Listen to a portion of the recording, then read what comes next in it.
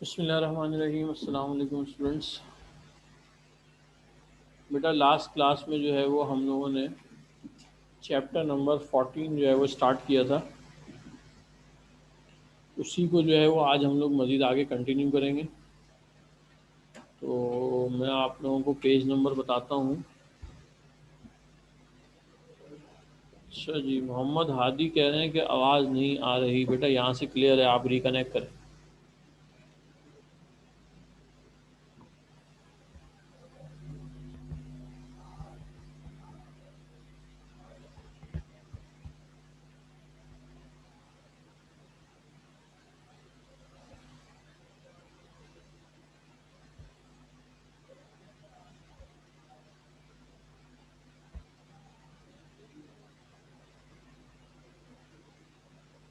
क्या भाई कह रहे हैं कनेक्शन?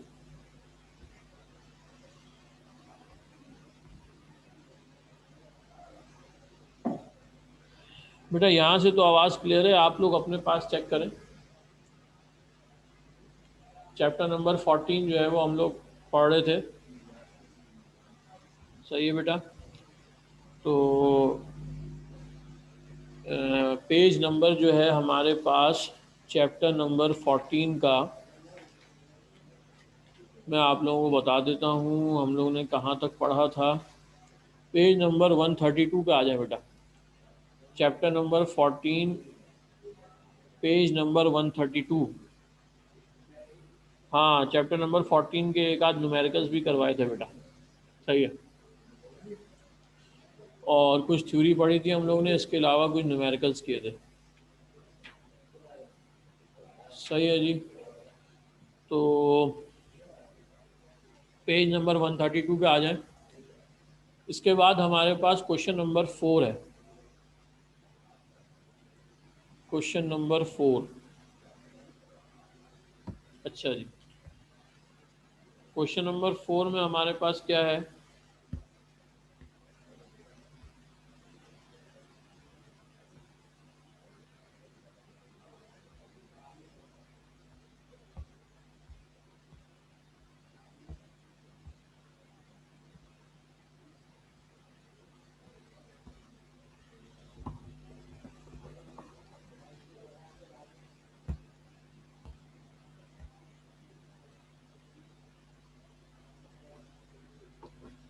अच्छा जी, क्वेश्चन नंबर 4 में देखें, कह रहे हैं describe the refraction of light through water.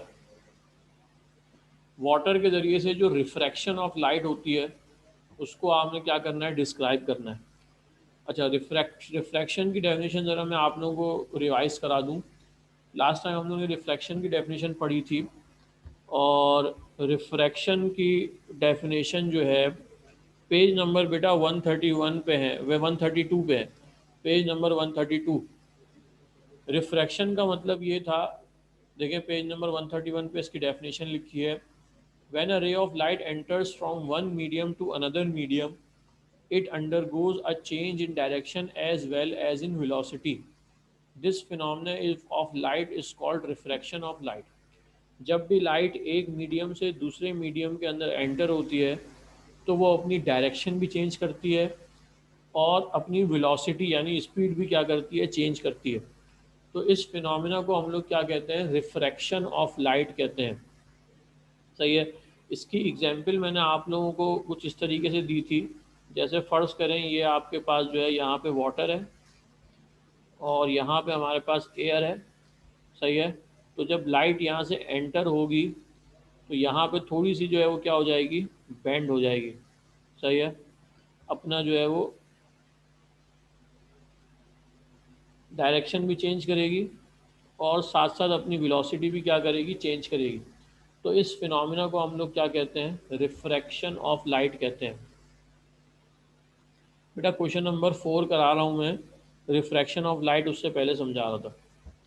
अच्छा जी, अब क्वेश्चन नंबर 4 देखें पेज नंबर 32 पर। पेज नंबर 132 पर क्वेश्चन नंबर जो हमारे पास है वो क्या है? 4 है। क्वेश्चन नंबर 4 में कह रहे हैं describe the refraction of light through water. कह रहे हैं when light from the air enters water it bends towards the normal due to refraction. Similarly, light coming from underwater bends away from the normal in the air Due to this bending effect, a pebble lying under water does not appear at the same position where it actually is. From above, the ray seems to come from a point which is not so deep and is slightly to one side.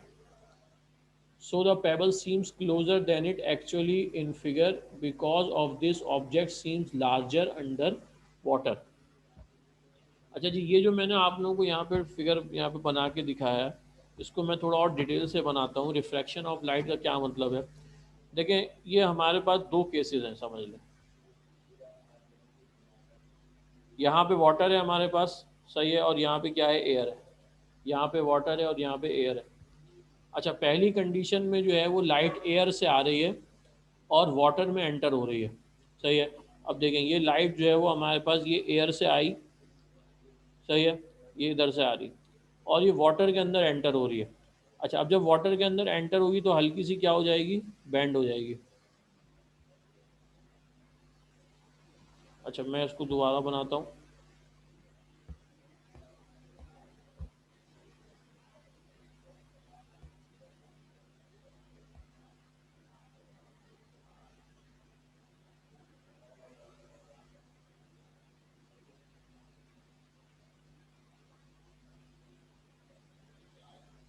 देखें, ये light ऊपर से आ रही थी, सही है, ये enter हुई, ये हमारे पास क्या है, नॉर्मल है। तो जब भी लाइट एयर से जो है वो वाटर के अंदर आएगी तो होगा क्या, ये नॉर्मल की तरफ बेंड हो जाएगी। देखिए, नॉर्मल से क्लोज हो गई। एयर से जैसे ही वाटर में एंटर हुई तो नॉर्मल के करीब हो गई, सही है। अच्छा, दूसरी कंडीशन फर्ज कर लें, इसी तरीके से लाइट जो है वाटर के अंदर से आ रही है। अब जब वाटर के अंदर से आएगी, देखिए ये वाटर के अंदर से लाइट जो है वो ऐसे आई फॉर एग्जाम्पल, सही है। अच्छा, अब ये जब ये बाहर आएगी तो ये अवे फ्रॉम द नॉर्मल हो जाएगी, कुछ इस तरीके से, सही है। अब हमारे पास ये नॉर्मल आ गया। अब देखें, ये नॉर्मल से दूर जा रही है, सही है।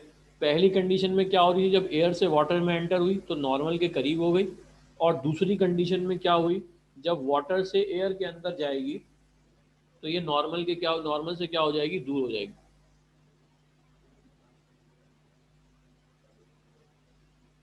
अच्छा, अब इस रिफ्रैक्शन की वजह से होगा क्या, फॉर एग्जाम्पल आपने जो है पानी के अंदर कोई चीज़ रखी है, तो अब वो चीज़ जिस जगह पे मौजूद है बिल्कुल उसी जगह पे आपको नज़र नहीं आएगी, बल्कि थोड़ा सा जो है वो आगे पीछे नज़र आएगी, सही है।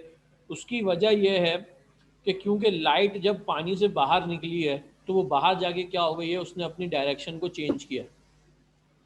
अब डायरेक्शन की चेंज की वजह से उसका जो इमेज है वो एग्जैक्ट जगह के ऊपर नहीं पड़ेगा जहाँ पे वो चीज़ जो है वो मौजूद है।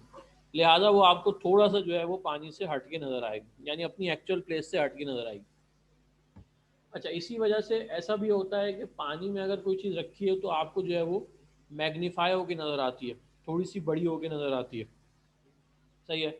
इसके अलावा एक बहुत आम सा आप लोग एक्सपेरिमेंट कर सकते हैं। वो एक्सपेरिमेंट क्या है, देखें, ये एक ग्लास ऑफ वाटर है, इसमें फॉर एग्जांपल यहाँ तक आपके पास पानी, सही है। अच्छा, इसमें आप लोग क्या करें, एक पेंसिल एंटर करें, सही है। पेंसिल फॉर एग्जांपल आपने जो ये पेंसिल या स्टिक कोई भी, जब आप ये पेंसिल इसमें ऐसे एंटर करेंगे, फर्ज करें ये पेंसिल है। अच्छा, जब आप इसको पानी के बाहर से देखेंगे तो वो आपको ऐसी नज़र आएगी,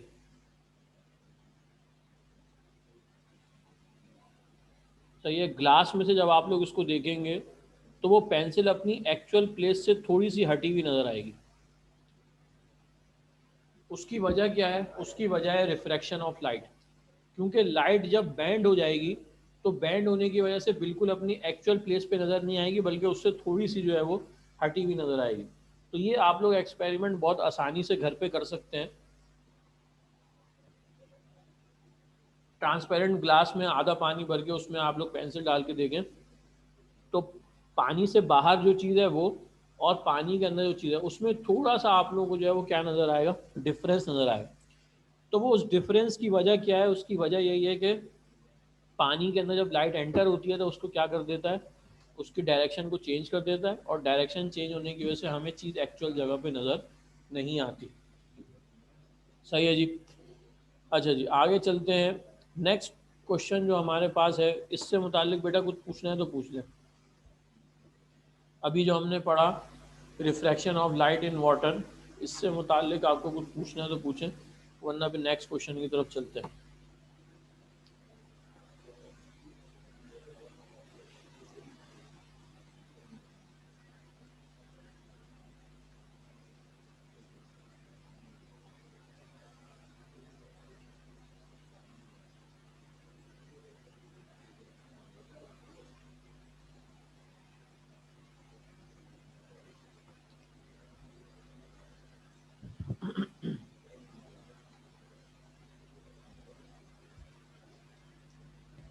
चलिए जी, नेक्स्ट टॉपिक की तरफ चलते हैं। अब आ जाएं आप लोग क्वेश्चन नंबर 6 के ऊपर। क्वेश्चन नंबर 5 जो है वो इंक्लूड नहीं है, क्वेश्चन नंबर 5 इंक्लूड नहीं है। अच्छा जी, क्वेश्चन नंबर 6 पे आ जाए। क्वेश्चन नंबर 6 में हमारे पास एक टॉपिक है, टोटल इंटरनल रिफ्लेक्शन। अच्छा जी, टोटल इंटरनल रिफ्लेक्शन क्या चीज़ होती है, पहले मैं यहाँ से आपको थोड़ा पढ़ के बताता हूँ।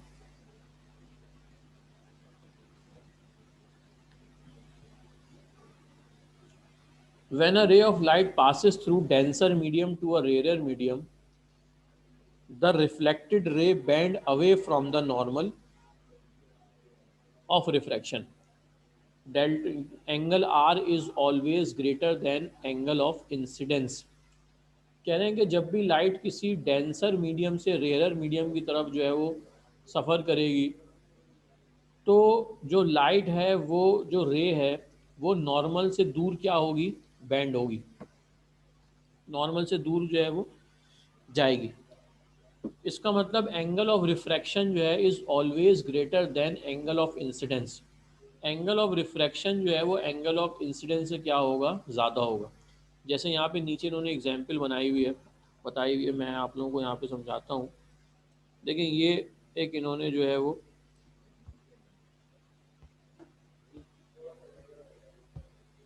ये हमारे पास जो है नीचे की तरफ जो है ये वाटर है, और ऊपर जो है वो एयर है।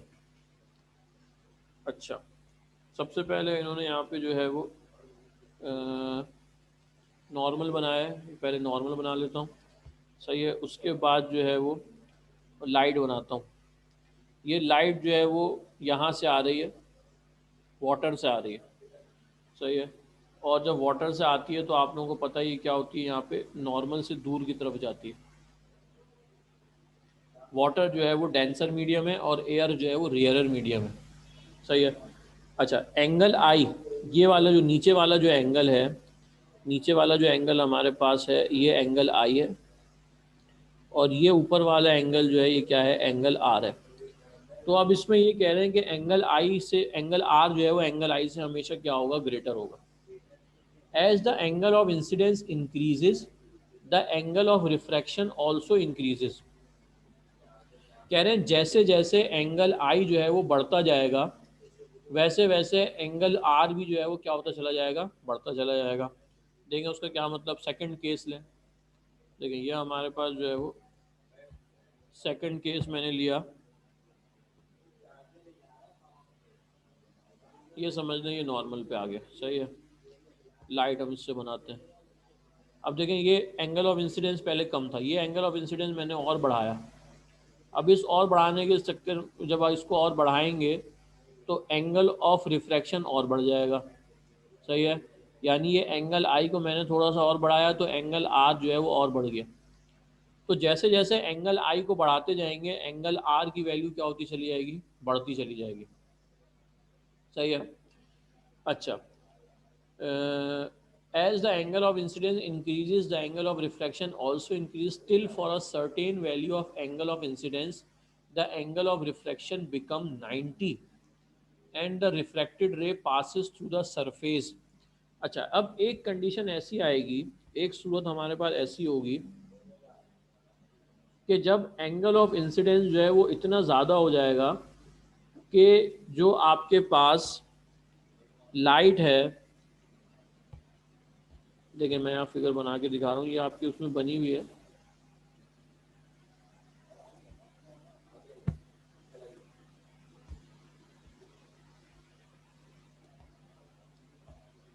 लेकिन ये एंगल ऑफ इंसिडेंस हमने और बढ़ाया, अब उससे हुआ क्या कि ये एंगल ऑफ रिफ्लेक्शन और बढ़ा और ये लाइन बिल्कुल क्या आ गई, स्ट्रेट आ गई, सरफेस के ऊपर आ गई।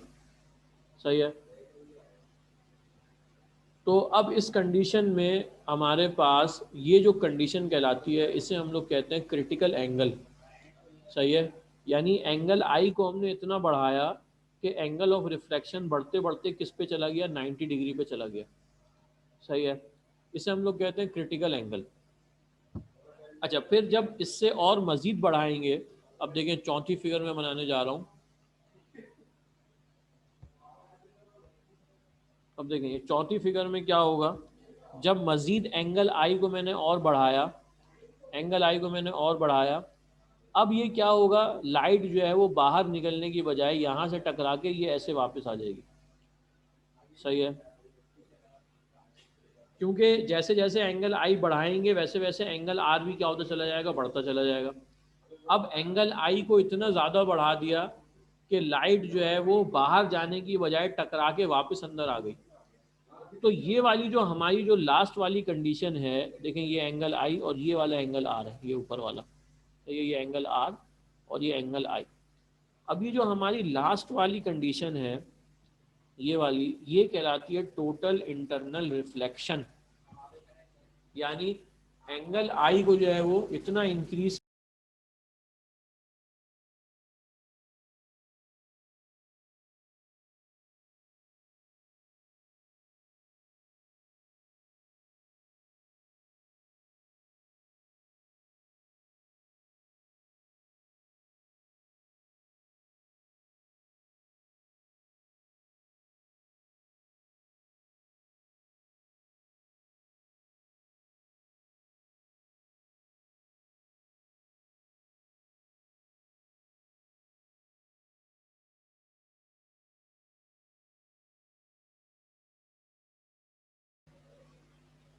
उसकी,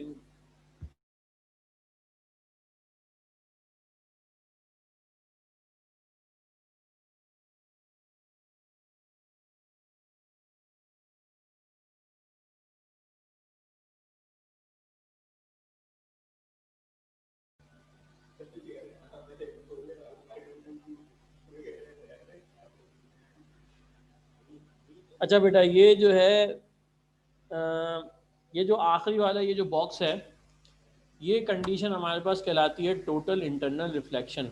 यानी लाइट जो है वो जब वाटर से जो है वो टकरा के वापस इसके अंदर आ जाए, तो इस कंडीशन को हम लोग क्या कहते हैं, टोटल इंटरनल रिफ्लेक्शन कहते हैं। अब ये एक दफ़ा मैं नोट्स में से दोबारा पढ़ देता हूँ। सही है। पूरा टॉपिक क्वेश्चन नंबर 6 है हमारे पास, शुरू से मैं पढ़ रहा हूँ, इसको आप लोग देख लें, कोई मसला हो तो इसमें पूछ लीजिएगा। ये इंपॉर्टेंट टॉपिक है, अक्सर पेपर में पूछा जाता है। कह रहे हैं when a ray of light passes through denser medium to a rarer medium, the reflected ray bend away from the normal, angle of refraction is always greater than angle of incidence.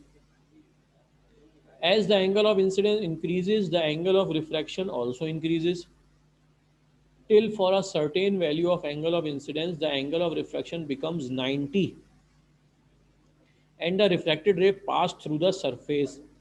The angle of incidence for which angle of refraction is 90 is called critical angle. When the value of angle of incidence becomes greater than critical angle, then there is no refracted ray, but the whole ray is internally reflected back into a denser medium. Such reflection of light is called total internal reflection. सही है। इसका मैं खुलासा ये आप लोगों को बता दूं कि जब भी लाइट जो है वो किसी डेंसर मीडियम से रेयर मीडियम की तरफ ट्रैवल करेगी, तो होगा क्या, जैसे जैसे एंगल आई यानी एंगल ऑफ इंसिडेंस आप बढ़ाएंगे, एंगल ऑफ रिफ्रैक्शन भी क्या होता चला जाएगा, बढ़ता चला जाएगा। एक वक्त ऐसा आएगा कि एंगल आई के उस पॉइंट पर एंगल आर जो है वो 90 डिग्री का हो जाएगा, यानी सरफेस के ऊपर आ जाएगा।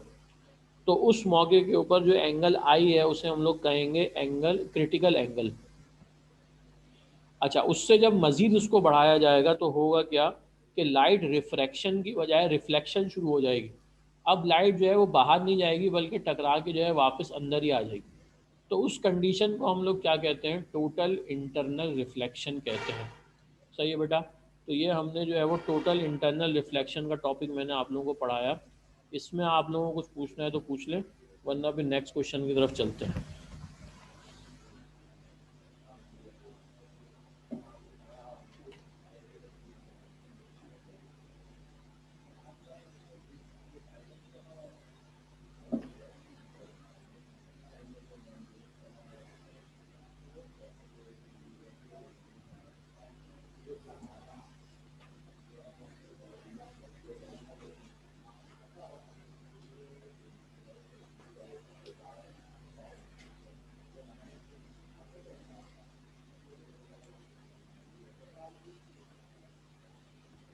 अच्छा बेटा, इसके बाद जो है वो आप लोग आ जाएं पेज नंबर 137 के ऊपर, क्वेश्चन नंबर 10।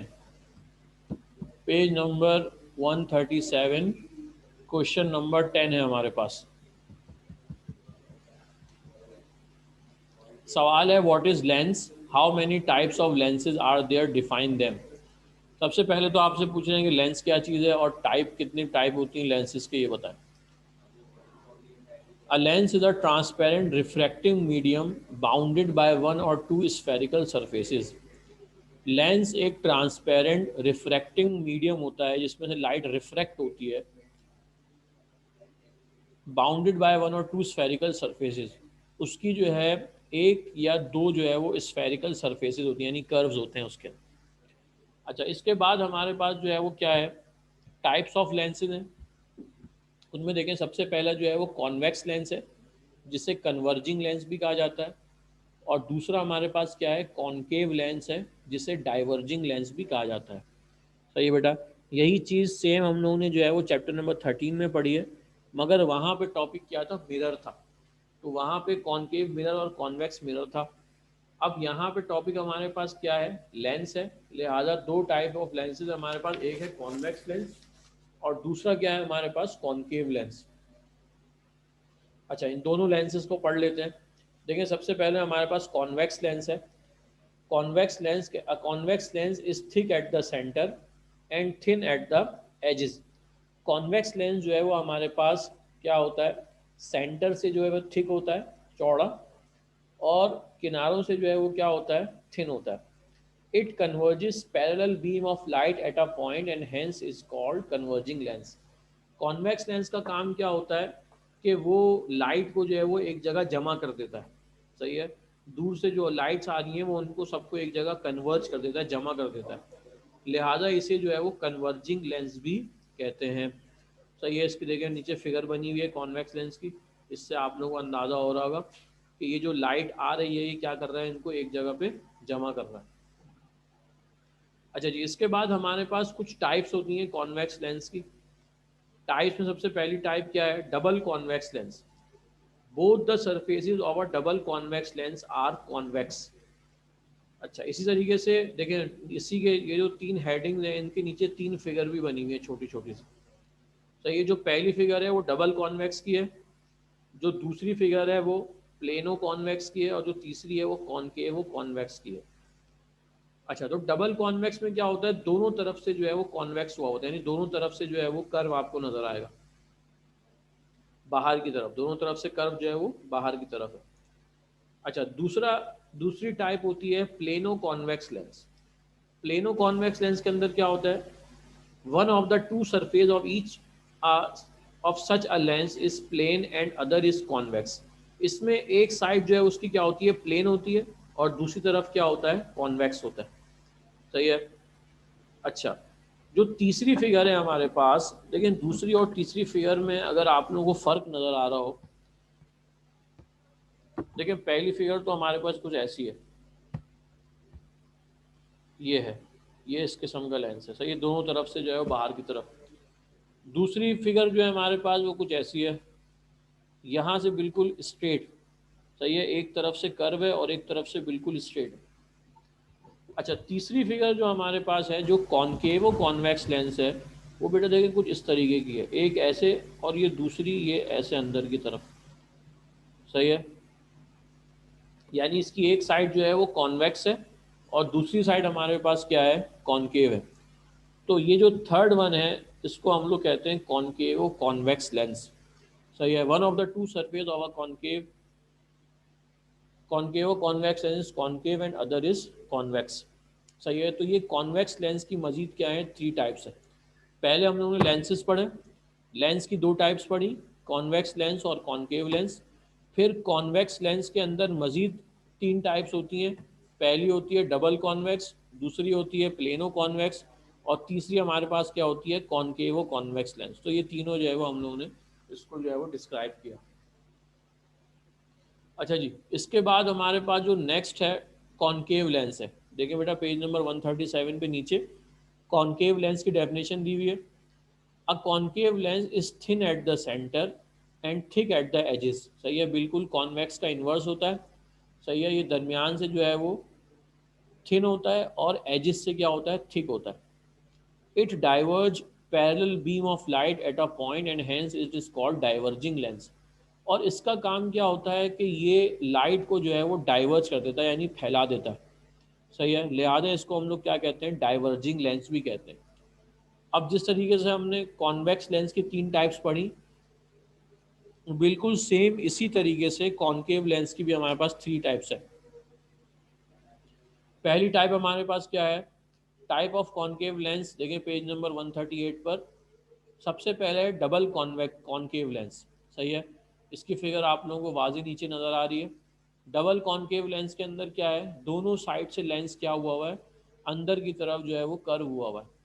तो इसे हम क्या कहते हैं, डबल कॉनकेव लेंस कहते हैं। अच्छा जी, दूसरी टाइप क्या है, प्लेनो कॉनकेव लेंस, यानी एक तरफ से कॉनकेव है और दूसरी तरफ से क्या है, प्लेन है। और तीसरी टाइप है हमारे पास कॉन्वेक्सो कॉनकेव लेंस, यानी एक तरफ से कॉन्वेक्स है और दूसरी तरफ से क्या है, कॉनकेव है। सही है, तो ये जो है हमने जो है वो लेंस की जो है वो टाइप्स पढ़ी और उस मजीद टाइप्स की जो है वो टाइप्स पढ़ी। लेंस की बेसिक दो टाइप्स हैं, कॉन्वेक्स और कॉनकेव। फिर हर किसी की तीन तीन मजीद टाइप्स हैं, कॉन्वेक्स की double convex, plano convex, concave convex. और इसी तरीके से कॉनकेव की डबल कॉनकेव, प्लेनो कॉनकेव और कॉन्वेक्सो कॉनकेव। तो ये जो है वो लेंसेज जो है मैंने आप लोगों को पढ़ाया। इसके बाद नेक्स्ट टॉपिक जो हमारा है वो देखें, क्वेश्चन नंबर 11 है।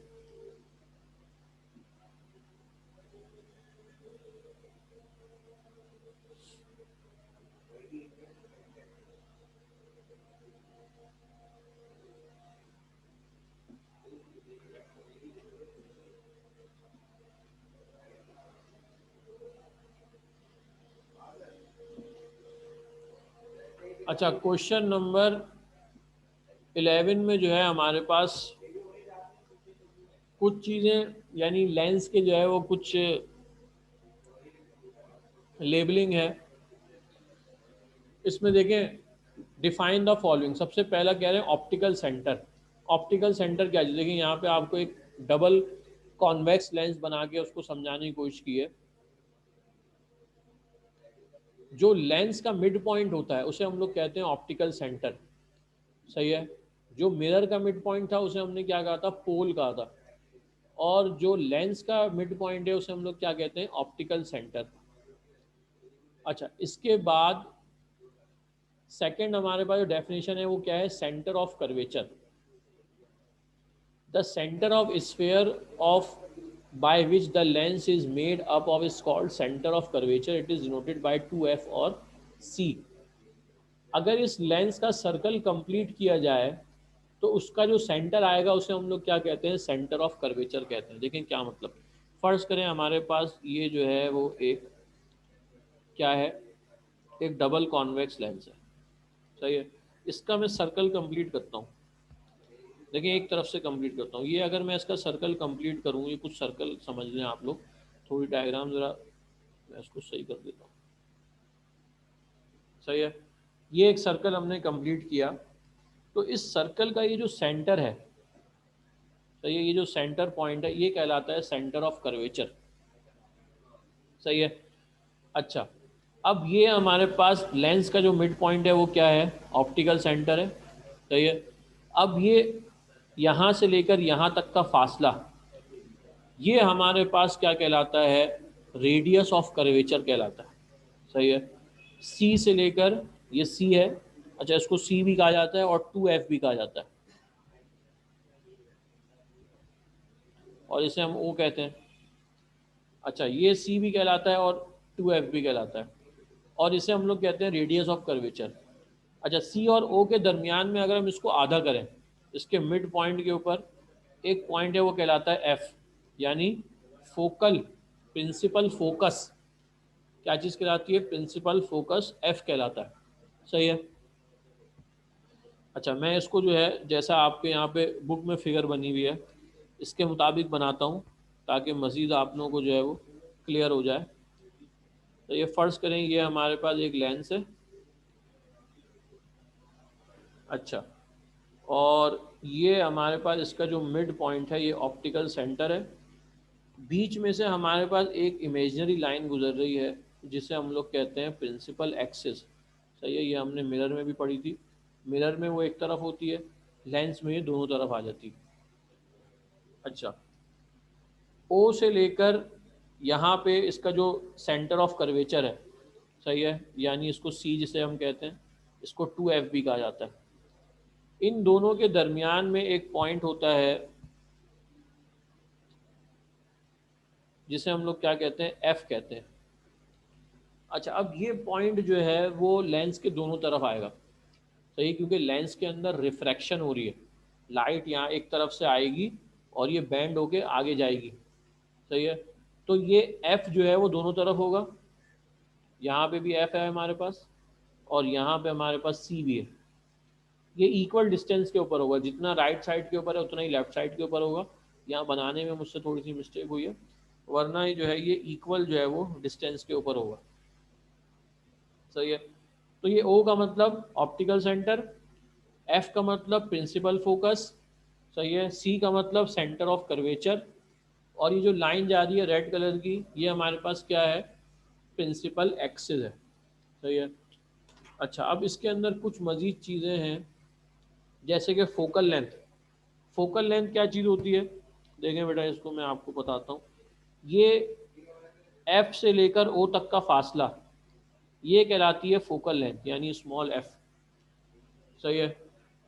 अच्छा, इसी में इसमें जब हम लोग इमेज बनाएंगे और इसी तरीके से वो बनाएंगे, क्या कहते हैं, ऑब्जेक्ट बनाएंगे, तो एक ऑब्जेक्ट डिस्टेंस होगा जिसे हम लोग पी कहेंगे, और एक इमेज डिस्टेंस है जो हम लोग क्या कहेंगे, क्यू कहेंगे। सही, जैसे चैप्टर नंबर 13 में हमने पढ़ा था। सही है बेटा। तो आज जो है वो यहाँ तक जो है वो काफ़ी है। कल इंशाल्लाह जो है इस चैप्टर के मज़ीद चीज़ें जो है वो हम लोग पढ़ेंगे। अभी तक जो मैंने आप लोगों को समझाया आज के लेक्चर में, इसमें कुछ पूछना है तो आप लोग पूछ लें, वरना फिर हम लोग क्लास ऑफ करते हैं।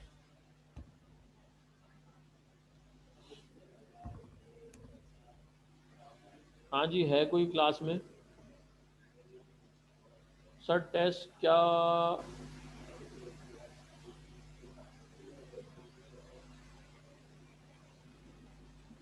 अरीशा बेटा आपने क्या पूछा, दोबारा पूछा।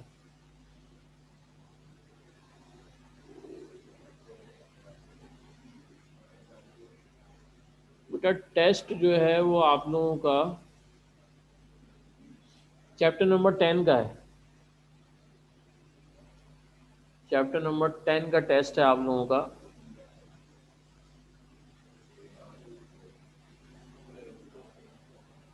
है कब टेस्ट? टेस्ट कब है बेटा आप लोगों का?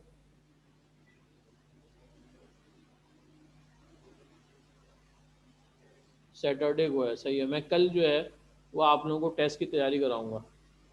सही है, कल पूरा जो है वो हम लोग कल की क्लास में जो है वो टेस्ट को डिस्कस करेंगे। सही है बेटा। चलें जी, अल्लाह हाफिज़, क्लास ऑफ करते हैं।